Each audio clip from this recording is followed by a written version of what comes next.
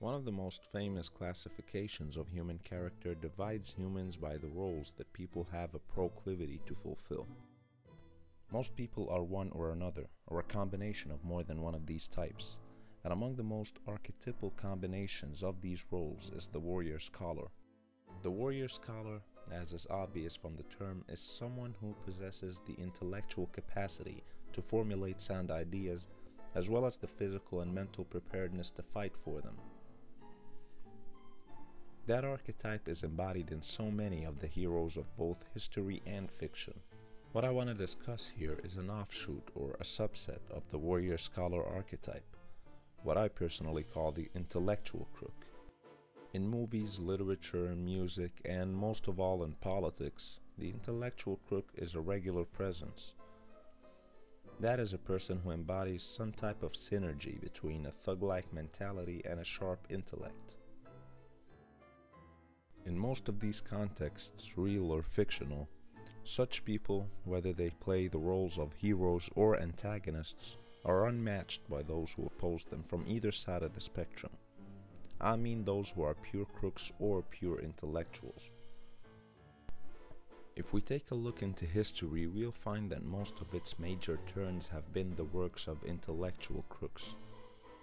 Whether or not we happen to agree with them on either the intellectual or the moral level, they are the ones who orchestrate humanity's history, present, and future.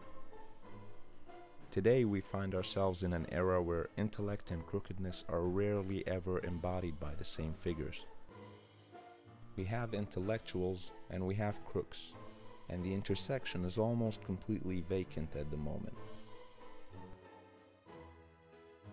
Intellectuals typically like to appear to approach everything from a moral high ground, while crooks look at intellect as a sign of weakness and detachment from reality. What we find ourselves facing today is a world where crooks are influential but quite dim-witted, and intellectuals are sharp-minded but of little to no influence. To examine how transformative these intellectual crooks can be to the fate of the people that they come to serve, we can look into a group of people who I believe to be humanity's eternal case study in the workings of history. I'm talking about the Jewish people. The intellectual crook is a recurring motif in Jewish history, both ancient and modern. In the Bible, God appears to use imperfect people, or as they call them, broken vessels, to enact His will in the world. The infantile idea of the perfectly holy hero, which dominates in many other religions and in literature, is almost non-existent in the Jewish story. Jacob, who is a patriarch of the Jewish people and from which the name Israel was acquired, was himself a deceiver. He stole his brother's birthright and his father's blessing, and his name Jacob, or Yaakov in Hebrew, means the supplanter, in reference to his deceptive character. One of the common interpretations of the name Israel is actually he who struggles with God, and Jacob acquired that name from an incident told in the book of Genesis in which he went toe-to-toe with a guy who was thought to be God himself. And he actually beat him. So the crookedness of the typical Jewish hero is deeply rooted in the tradition. Also, for example, David, the second Jewish king, was an adulterer, and once sent a woman's husband to face death at a battle in order to take her. And that woman was Bathsheba, with which he had a son Solomon, the next king, supposedly the wisest of all men, and also a hopeless nymphomaniac who kept around 700 wives and 1,000 women in total, most of whom were from the foreign pagan nations that God explicitly warned Israel from marrying. Despite their moral shortcomings, these remain among the holiest figures in Judaism due to the impact they had on their people. I personally think that this is predicated on the very valid idea that a person who is incapable of harm is also probably incapable of much good either. In order to be able to influence positively, you must have it in you to influence negatively. And since we are easily temptable creatures, we let that dark side slip at varying degrees at one point or another during our lifetimes if we happen to possess this capacity in the first place. The list of such crooked Jewish heroes is endless, and it extends to our modern day, and that's where I want to focus. especially on two characters that are among the most definitive in modern Jewish history. The first of these is David Ben Gurion, the founder of the State of Israel and its first prime minister.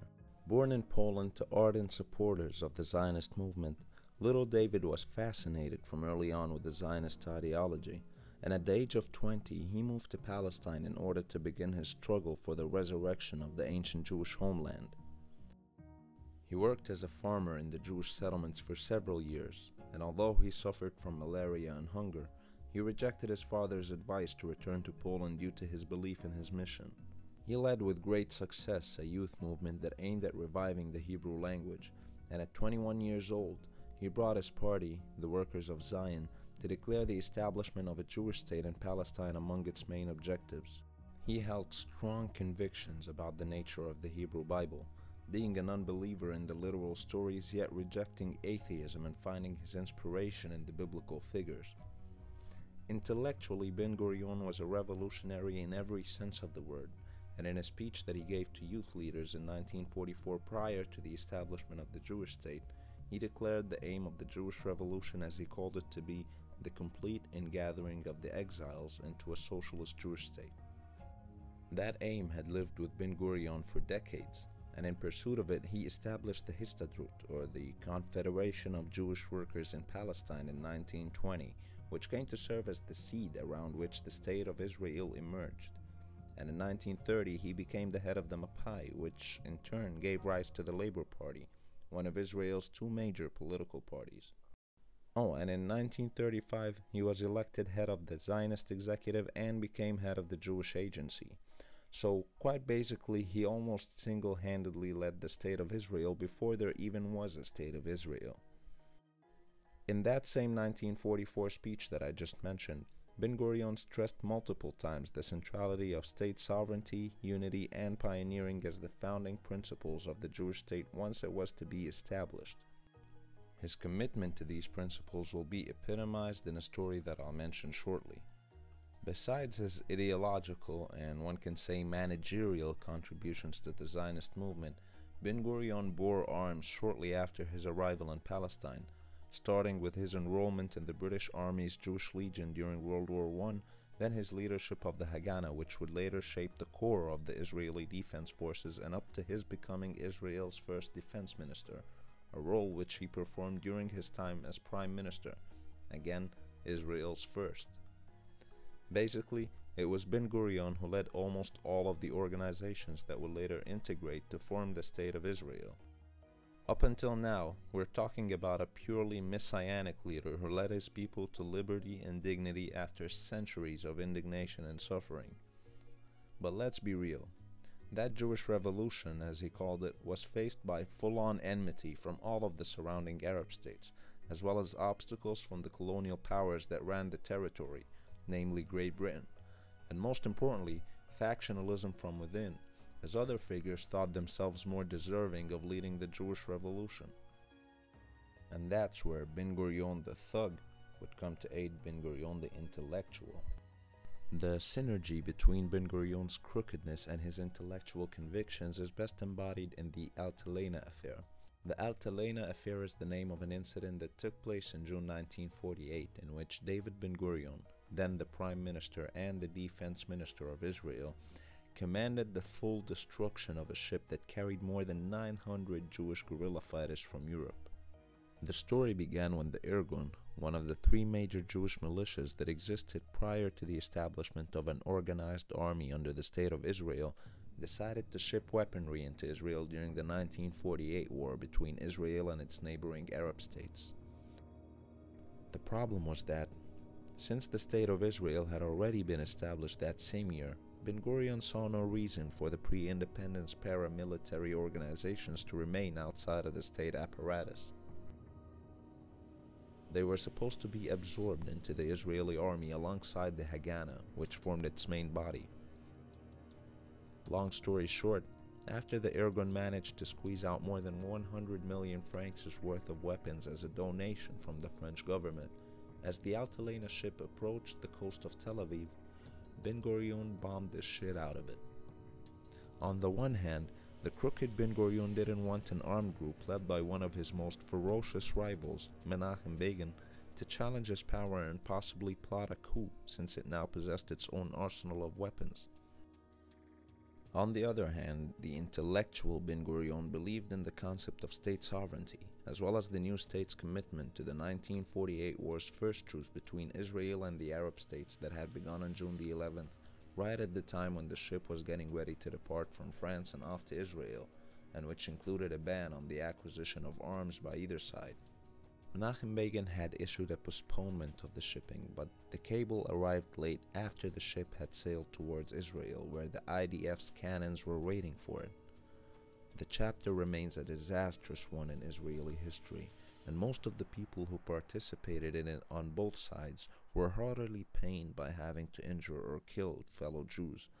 But Ben Gurion knew well that if the state's wrath wasn't made visible at that moment, then the centuries-long Jewish dream would not be attained or preserved, and for that, the Jewish nation chose to put this chapter with all of its ugliness behind its back and proceed behind its leader.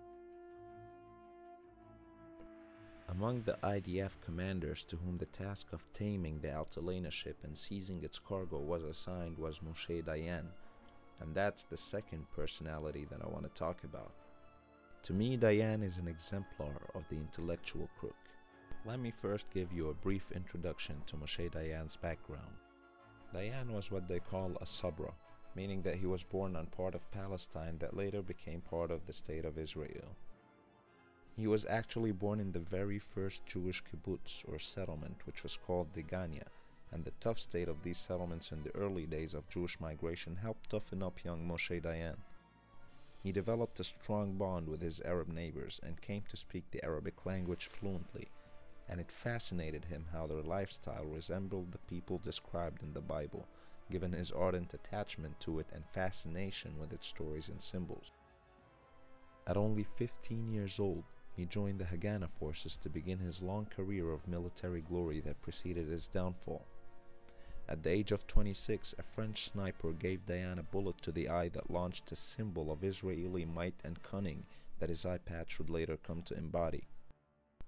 That pirate-like appearance, emboldened by the striking coldness conveyed in his remaining eye, along with his mechanical speech, gave Dayan a strange type of charisma that charmed everyone, from his most passionate supporters to his staunchest critics, all of whom recognized the menacing mind that stood behind it.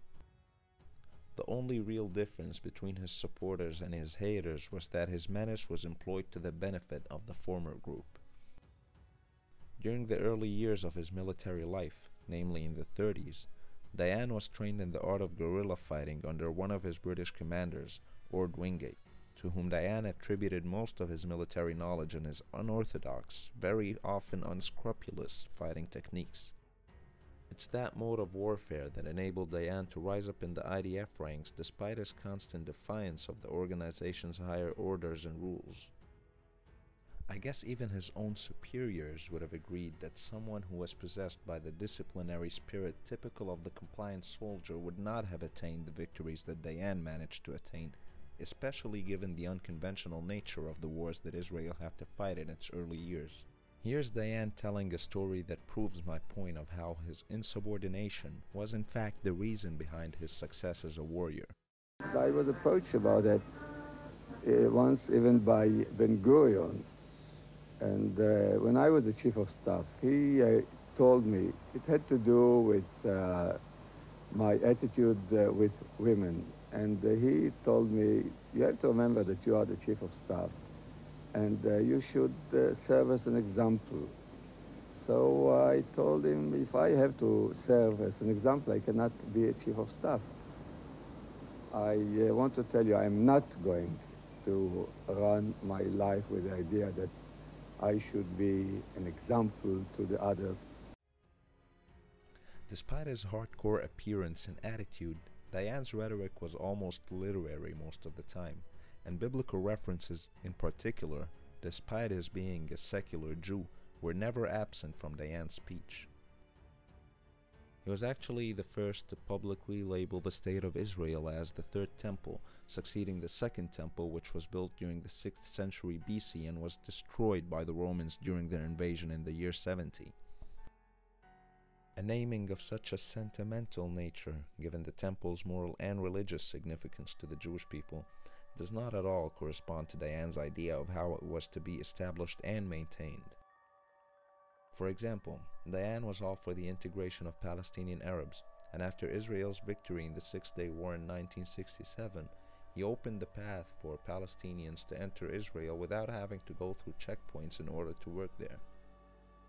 His idea behind this seemingly peace-loving position, however, exemplifies the crookedness that sees in Dayan's intellectual stances.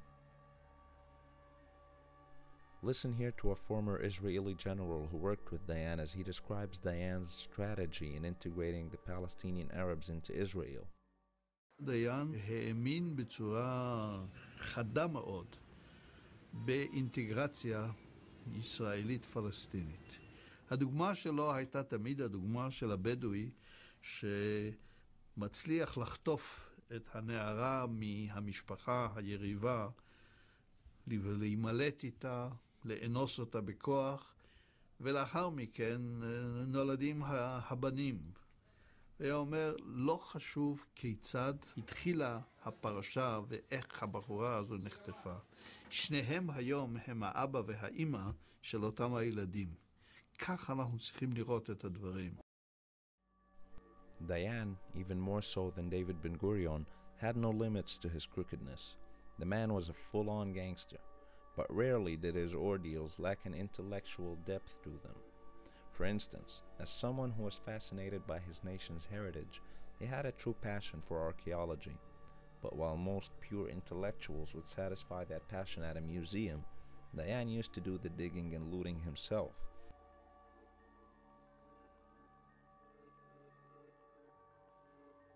I can go on with these tales for hours, but the point is, these two men that I talked about were responsible, at least at certain points in history, for the salvation of their people, no matter how wicked their means were.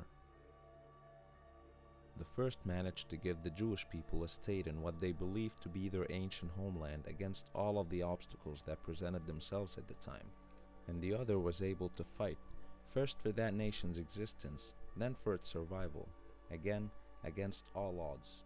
That's what made their people ready to turn a blind eye when that wickedness was used in pursuit of personal gains at times, because simply it's that same crookedness that allowed them to be of such influence in the first place. Without it, their immoral acts would have ceased, but so would have the benefits that it managed to attain, and they would have been like many of today's intellectuals who are very virtuous in their words and deeds, but fail to enact any of the glorious visions that they convey to us, and simply leave this world as they found it, or at best, they leave it with a few more books and articles for a few literate people to amuse their minds with at their nearest coffee place. So the question is, can our hope only really lie in the hands of those with an ugly side to them? If you ask me, I'm afraid it might. I just hope that we manage to find ones who are wise enough in their end goals